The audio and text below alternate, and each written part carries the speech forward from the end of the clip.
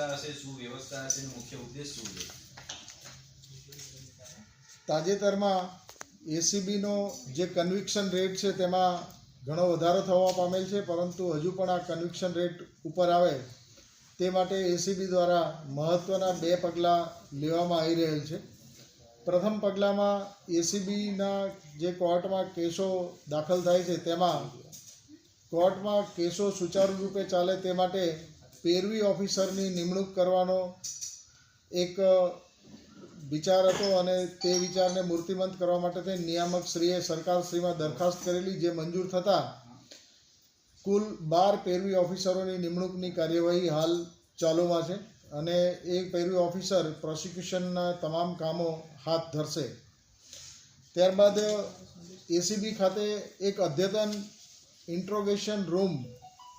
બનાવવાની મંજૂરી માંગેલી, જે પણ સરકારમાંથી મંજૂરી મળી ગયેલ છે અને એસીબી ખાતે લેઇડ વોઇસ એનાલિસિસ સિસ્ટમ સાથેનો એક interrogation room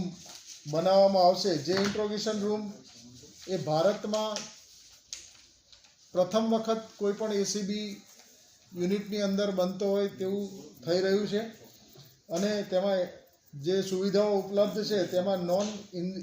ઇન્વેસિવ forensic psychological investigation ટેકનિકથી આખી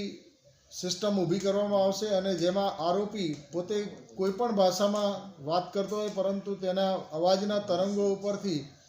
તે સાચું બોલે છે કે ખોટું તે નક્કી કરવામાં આવશે. મૂળ આ પદ્ધતિ છે એ 1997માં ઇઝરાયલમાં વિકસાવવામાં આવેલી અને ત્યારબાદ તે અદ્યતન થવા પામતા ગુનાના કામે ખૂબ જ ઉપયોગી નીવડે છે અને તેમાં જે કંઈ વૈજ્ઞાનિક ઢબે ઇન્વેસ્ટિગેશન કરવામાં આવે છે તેમાં પારદર્શિતા લાવવામાં ખૂબ જ ઉપયોગી થાય છે અને મહત્ત્વના પુરાવાઓ એકત્રિત કરવામાં આવે છે. આ માટે થઈ અને ઇઝરાયલની ખાસ એક ટીમની મદદ લઈ